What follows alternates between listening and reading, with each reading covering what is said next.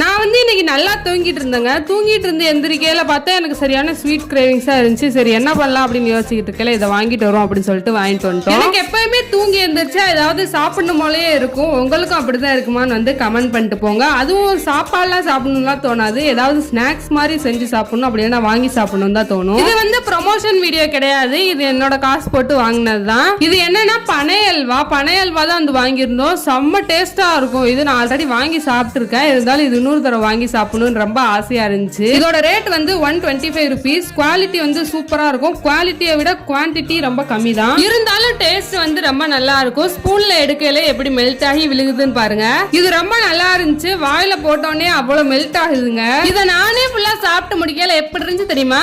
கண்ணுல ஒரு திமிரு, ஒரு ஆகாரம் எல்லாமே தெரியும் என் கண்ணுல. இப்படிதாங்க இருந்துச்சு. அப்படியே மறக்காம கொஞ்சம்